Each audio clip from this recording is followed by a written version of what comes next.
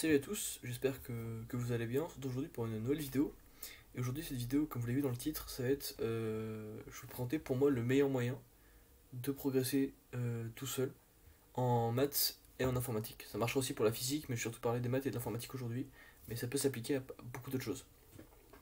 Donc, j'ai fait cette vidéo dans le cadre de ma préparation entre guillemets pour le PFL. Donc, j'ai fait des premières vidéos où j'expliquais que je me préparais à cette rentrée et à ce premier semestre qui est réputé assez difficile. Et donc ça fait à peu près plus d'un mois, on est le 17, ça fait plus d'un mois que, que je me prépare, que j'ai commencé à me préparer.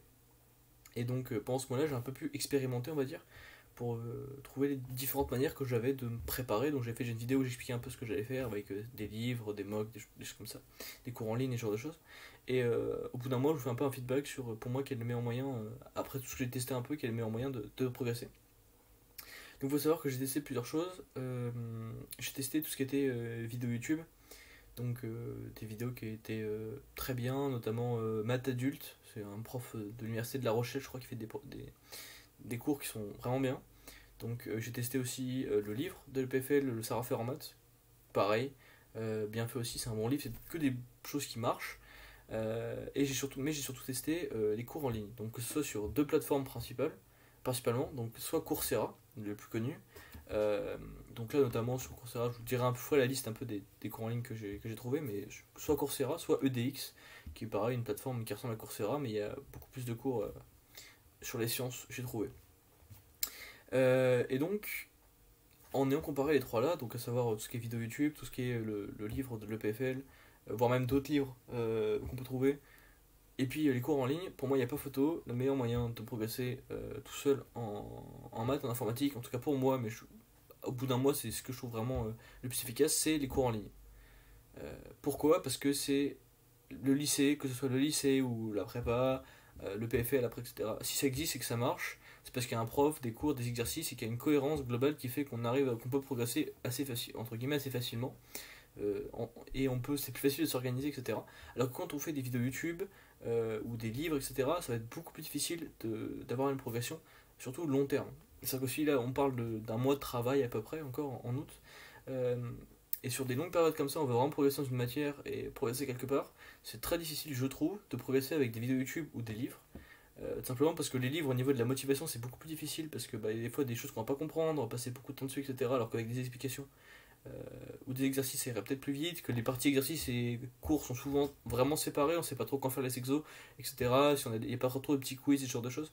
Donc c'est vraiment, on fait le cours, on sait pas trop quand on va faire des exos, enfin niveau organisation c'est pas facile. Et les vidéos YouTube c'est encore pire parce que il faut faire soi-même une petite playlist avec toutes les choses qu'on veut apprendre et tout. Sauf si on a des cours déjà bien, mais c'est un peu compliqué d'avoir vraiment de l'organisation là-dedans. Et le gros avantage des cours en ligne, c'est que déjà c'est des cours, ils sont faits pour ça, et des exercices qui sont vraiment faits pour nous faire progresser comme on aurait au lycée, etc. Et la formule là, je la trouve vraiment efficace, elle marche vraiment bien. Et pour moi, c'est le meilleur moyen de progresser donc, en maths et en informatique. Donc j'ai attendu un peu avant de vous faire cette vidéo parce que je voulais la faire, mais je voulais vraiment attendre d'avoir un vrai feedback sur tout ça. J'ai testé des cours, j'en ai bien avancé en certains, et parce que vraiment je tenais à vérifier un peu ce que j'allais dire avant de vous le partager. Donc maintenant je vais faire la petite liste à peu près des cours en ligne. Des cours en ligne du coup, que je vais suivre cet été et que j'ai déjà commencé à suivre pour la plupart. Et voilà, donc ça c'est pour les sciences principalement, mais il y a plein de cours en ligne pour plein de matières différentes pour ceux qui me regarderaient et qui n'auraient pas les mêmes projets d'études. Je pense que vous pouvez appliquer ça à peu près toutes les matières.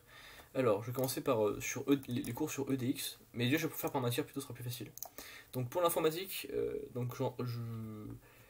pour l'informatique, le cours vraiment qui est pour moi une référence limite tellement, c'est le cours le plus connu de DX, c'est le CS50 Introduction to Computer Science d'Harvard.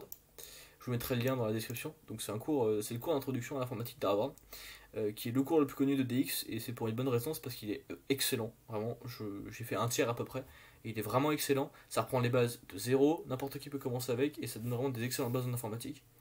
Je voulais vraiment un cours qui donne que des bases et pas trop. Donc là, on code pas en Java comme en première année à l'EPFL, et c'était volontaire de ma part de choisir un truc qui n'était pas en Java pour quand même pas refaire tout deux fois quand j'arriverai tout simplement. Donc là, ça donne des vraies bases de programmation, que ce soit en C, en Python, il y a un peu de web aussi, ce genre de choses, et c'est vraiment, même du SQL, c'est vraiment très large, et ça donne vraiment des bases en informatique pour appliquer ça à n'importe quel langage, et je trouvais que c'était vraiment une bonne manière de commencer et de se préparer en informatique, même si c'est pas réputé pour être le plus dur dans ce que je fais l'année prochaine. En tout cas pas en première année. Donc CSUT Introduction to Computer Science, je recommande énormément, c'est celui que je recommande le plus, je pense. Excellent si vous voulez avoir des bonnes bases en informatique, pour ceux qui font des études là-dedans, ou qui veulent rentrer en section informatique aussi, c'est vraiment incroyable comme cours et je vous le conseille fortement.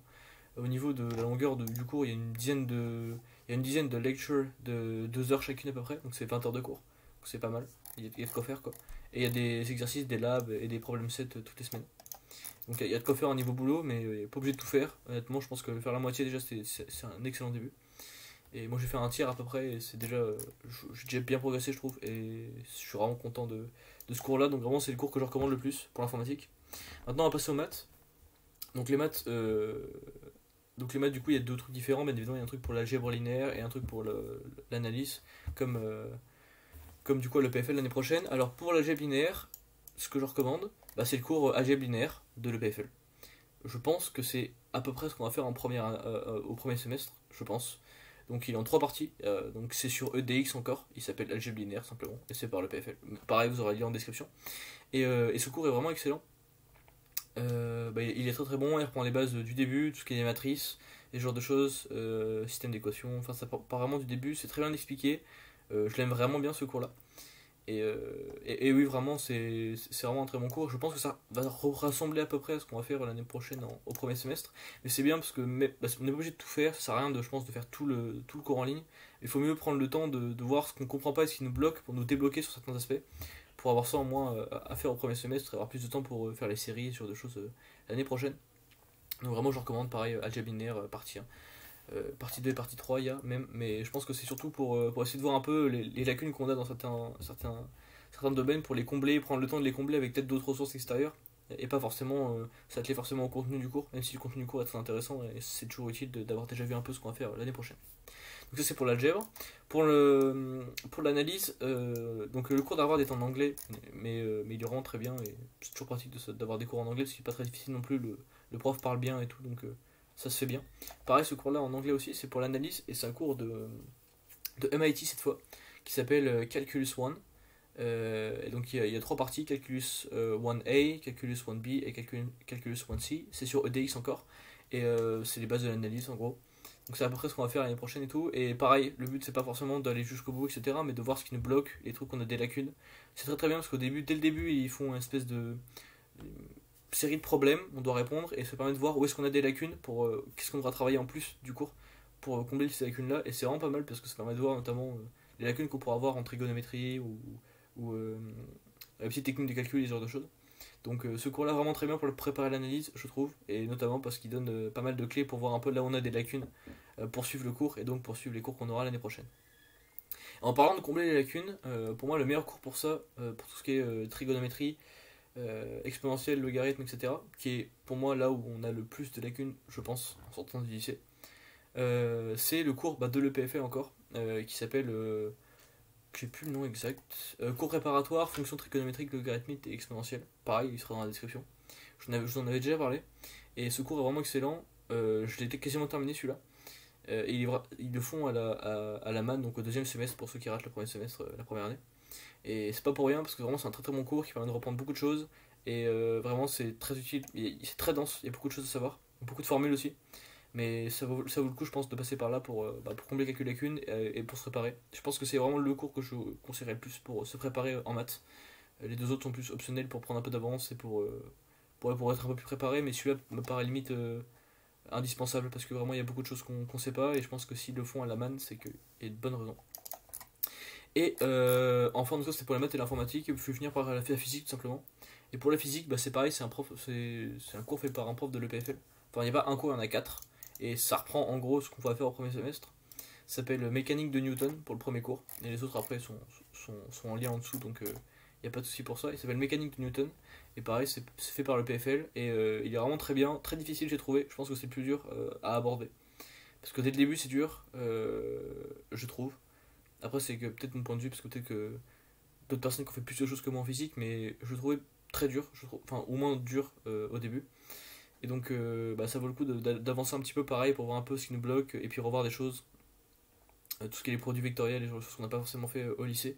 Peut-être s'avancer là-dessus pour avoir des choses en moins à combler l'année prochaine et être un peu plus près. Et donc c'est à peu près tout pour ce qui est de tout ça. Si je vais peut-être rajouter une dernière chose, un petit bonus, c'est pour tout ce qui est apprentissage de formules et ce genre de choses, je vous conseille Anki, qui est une application, enfin c'est un site web pour faire des flashcards. Et c'est vraiment la meilleure chose, je trouve, pour réviser tout ce qui est formules, les choses à apprendre par cœur. Je l'ai déjà fait cette année, moi, pour d'autres matières, style histoire, etc. Et ça m'a vraiment aidé. Je pense que vous ferez peut-être une vidéo dessus pour vraiment vous montrer un peu comment ça marche. Mais c'est vraiment une super appli et un super site internet. Et si vous avez l'occasion d'aller regarder, pareil, le lien sera dans la description. N'hésitez pas à les regarder et à vous en servir, c'est vraiment très très bien. Tout ce qui est formules de tricot, etc., ça peut servir pour les apprendre par cœur. Et ça peut être un bon moyen de les apprendre efficacement par cœur.